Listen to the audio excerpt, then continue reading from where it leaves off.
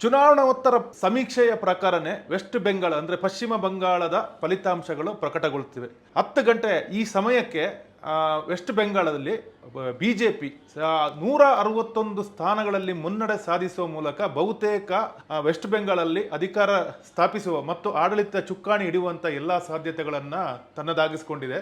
ಇದೇ ವೇಳೆ ಕಳೆದ ಬಾರಿ 200ಕ್ಕೂ ಹೆಚ್ಚು ಸೀಟುಗಳನ್ನು ಗೆದ್ದಿದ್ದ TMC ತೃಣಮೂಲ ಕಾಂಗ್ರೆಸ್ ಪಕ್ಷ ಈ ಬಾರಿ ಬಹಳ ಹಿನ್ನಡೆಯನ್ನು ಮಾಡಿಕೊಂಡಿದ್ದು 116 ಕ್ಷೇತ್ರಗಳಷ್ಟೇ ಮುನ್ನಡೆಯನ್ನು ಕಾಯ್ದುಕೊಂಡಿದೆ. ಆಲ್ಮೋಸ್ಟ್ 90ಕ್ಕೂ ಹೆಚ್ಚು ಸೀಟುಗಳನ್ನು ಕಳೆದುಕೊಳ್ಳುವ ಎಲ್ಲ ಸಾಧ್ಯತೆಗಳನ್ನು ಅದೀಗ ಕಂಡುಕೊಂಡಿದೆ.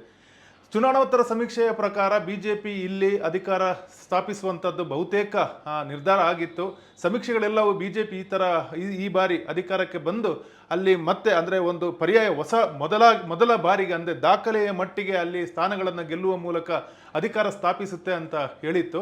ಅದರ ಪ್ರಕಾರನೇ ಸದ್ಯದ ಚುನಾವಣೆಯ ಫಲಿತಾಂಶಗಳು ಸಾಗ್ತಿದ್ದು, ಇನ್ನು ಮುಂದಿನ ಹಂತದಲ್ಲಿ ಏನಾಗುತ್ತೆ ಅನ್ನೋದನ್ನು ನೋಡಬೇಕಾಗಿದೆ.